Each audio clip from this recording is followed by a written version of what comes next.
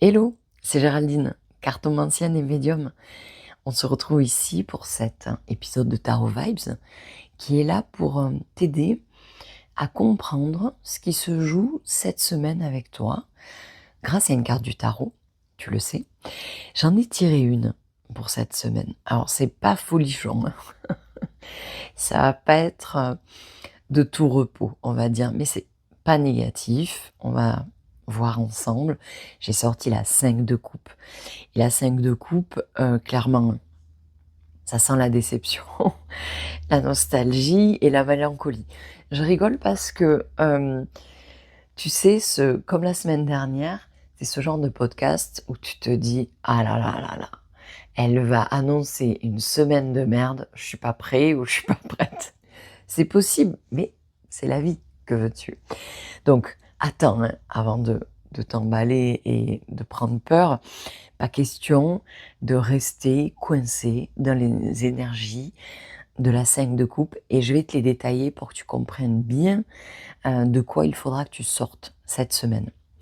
La 5 de coupe, c'est cette impression que quelque chose s'effondre, s'en va plutôt ou est parti. En tout cas que tu n'as plus et cette impression qui peut être, existante, hein, Heu, elle peut t'amener à vivre une période comme une période de deuil. Le deuil de toi-même, le deuil de quelqu'un, d'un projet, d'une époque, d'un mieux-être et ça peut faire flipper, ça peut te faire flipper et ça peut te garder dans une énergie évidemment négative. Moi, la 5 de coupe, à chaque fois que je la sors dans mes séances, je dis à la personne ou à moi-même si c'est pour moi, que c'est la carte où on a le nez dans son caca, voilà et on ne voit que ça et on ne parle que de ça et on ne vibre que ça et ça évidemment, hein, tu t'en doutes bien, ce n'est pas bon. Donc cette sensation de quelque chose qui a filé entre tes doigts, ça peut être un projet qui s'est enlisé, une relation qui s'est distendue, voire carrément qui s'est arrêtée, une absence de quelqu'un qui fait mal, tu peux avoir l'impression d'avoir perdu quelque chose en fait de précieux et tu restes bloqué à fixer tout ça, ce qui est tombé, ce qui est parti, ça c'est vraiment pas bon. Mais la carte, elle te dit en fait, cette carte, elle évoque toujours le regarde derrière toi. Il y a encore des coupes qui sont pleines. Je te parle de coupe parce qu'on est dans le tarot. L'image représente un personnage qui est abattu avec des coupes au sol qui sont renversées. Et à côté du personnage, il y a des coupes pleines. Mais le personnage ne les voit pas parce qu'il est trop dans sa douleur. Et c'est ça, en fait, que l'on te dit. Euh, donc, tu pourrais ressentir peut-être même un vide sans raison claire, hein. Peut-être que tout ça, tu l'as même pas identifié, que c'est un deuil que tu n'as jamais fait, qui date de Mathusalem et qui, en suivant des énergies de la lune de la semaine dernière, revient cette semaine. Bien sûr, c'est possible. Tu pourrais repenser dans la même dynamique à une ancienne relation, tu vois, qui n'a pas été correctement finie ou sur lesquelles tu as pas eu de réponse, ok, et voire quelqu'un qui est décédé aussi.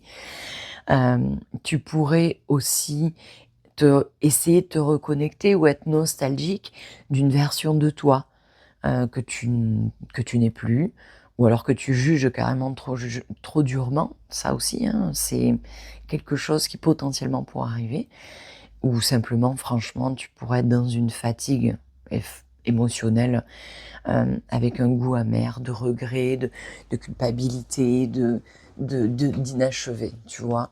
Ça peut être juste ça, une sensation, sans avoir vraiment déterminé le pourquoi du comment. Et d'ailleurs, je te le dis, si tu ressens un besoin d'être aidé là-dedans, moi je suis là, c'est mon job, j'adore. Donc n'hésite pas à me contacter par le biais de mon site internet, lesguidancesdeg.fr.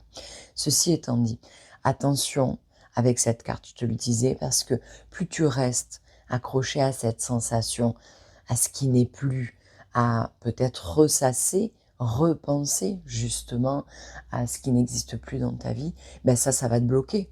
Ça va te laisser dans de l'immobilisme, dans de l'inaction et euh, il faut voir ces coupes qui sont présentes et qui représentent aussi ce qui est encore soit possible, soit encore existant dans ta vie. Il faut regarder le beau, il faut regarder ce que tu peux encore, ou ce que tu as encore, et ça, c'est vraiment le message de la carte. Et c'est vraiment très important. Alors, le conseil, il est simple, hein.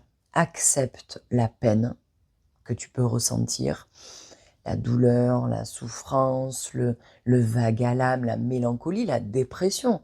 Accepte, ok, tout ça, vois-le, ok, sans rester le nez collé dessus. Faut pas laisser tout ça te gouverner. Je sais pas, tu pourrais, je l'ai dit dans mon post Insta, n'hésite pas à, je sais pas, écrire, marcher, parler, respirer, s'autoriser à poser le regard sur ce qui existe encore, même si c'est fragile, même si c'est petit. On peut te dire hein, aussi que si tu ressens de la culpabilité, te dire que tu as tout foiré, tout ça, non. Oui, peut-être que tu as commis des erreurs qui ont enclenché des conséquences qui aujourd'hui te paraissent négatives, mais ne te jette pas la pierre, reprends du poil de la bête, relève le menton, lève la tête, hein. C'est ça hein, qu'elle dit de toute façon, la carte, c'est que euh, tu pourrais prendre une claque émotionnelle cette semaine, mais en fait c'est pour te forcer à relever la tête et voir que tu peux encore grandir et que tout ça est fait pour que tu prennes conscience de quelque chose qui te tire vers le bas, comme la semaine dernière, et qui a un deuil qui n'a pas été terminé ou carrément qui n'a pas été effectué. Prends conscience parce qu'il y a quelque chose de doux qui arrive, il y a des possibilités qui sont toujours là, ça c'est une certitude. Donc il faut accueillir sans se laisser bloquer, enfermer, freiner par ce qui se passe. Après, si tu dois finir un deuil, plonge-toi profondément dans ce deuil, donc de ressentir le manque, de ressentir la tristesse, etc., etc. Et quand je te parle de deuil, ce n'est pas que pour les personnes qui sont parties, hein, c'est ce qu'on a perdu. Hein. Donc plonge-toi dedans, mais sans que ça te freine. Plonge-toi dedans pour résoudre le truc, pour aller au bout de la chose, et non pas pour ressasser inutilement. Il faut que ce soit constructif. Donc si tu as besoin d'aide, je suis là. N'hésite pas à me contacter. Et en attendant, je te souhaite quand même une belle semaine. Merci d'avoir pris le temps pour toi d'écouter cette podcast.